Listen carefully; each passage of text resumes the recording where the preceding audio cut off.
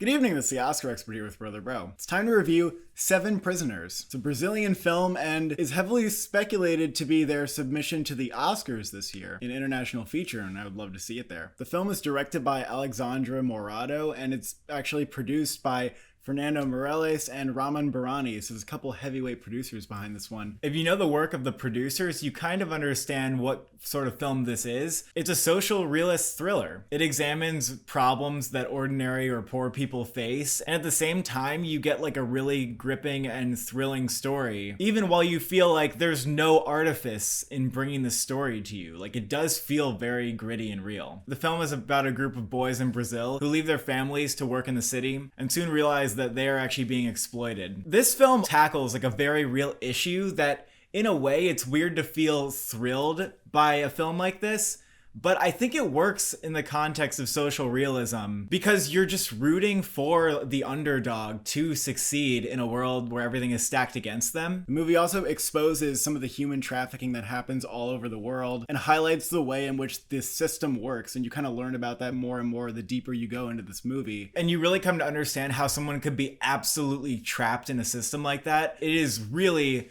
harrowing and tragic. I also like that the film doesn't present any easy answers. Like, there is clearly no easy way out. There are only victims in a film like this. Yeah, this is not one where you're gonna be like, just do this, clearly just do this. It's just an insurmountable situation, which made it very gripping for me because you have characters that are determined to do something about this, and yet it seems so impossible. It was really well written in that way. You understand exactly what the characters are up against, and I actually had no idea where the film was going to go and how they were going to get out of this situation. I never felt like I was a step ahead of this character, and there was only one time where I really wanted them to do something, but at the same time, I got why they couldn't and didn't do it. There's a really challenging moral dilemma going on here. It did a good job at feeling confined and very much about one person's journey through this system, but it also did a good job, especially in some of like the shots of the city and establishing Brazil as this industrializing nation,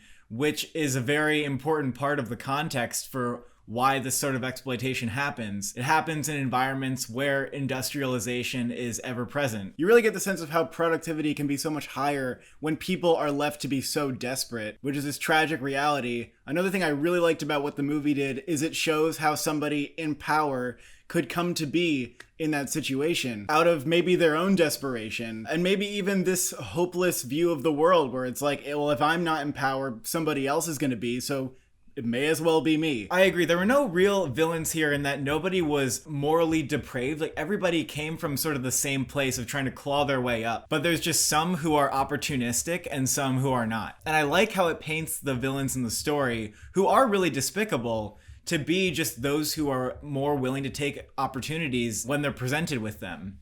And if the system is just sort of working in this way and there's no way to change it, that is how monsters can be created. I also think that the opening scene here was fantastic because in like 2 minutes, you understand this character's relationship with their family and how much he wants to help out his mother. The movie gets going very quickly, and it gave me everything I needed right off the bat. And there wasn't a minute of this movie where I was not just glued to the screen. It's also a very good looking movie and a briskly edited one. I think the end will leave some people feeling sort of conflicted about how this resolved. Obviously, a movie like this needs a conflicting ending, though I sort of struggle if it's conflicting in the ways that I wanted it to be. I think the ending was actually perfect. I would defend it to you if you want to debate me on this. I do think it's a good ending, and it is a thought-provoking one. I really don't have that much bad to say about this movie. I mean, it was like a really thrilling ride and also really distressing. It made me feel like angry and helpless like our protagonist did. If I had to explain why I'm more like 8 out of 10 on this one,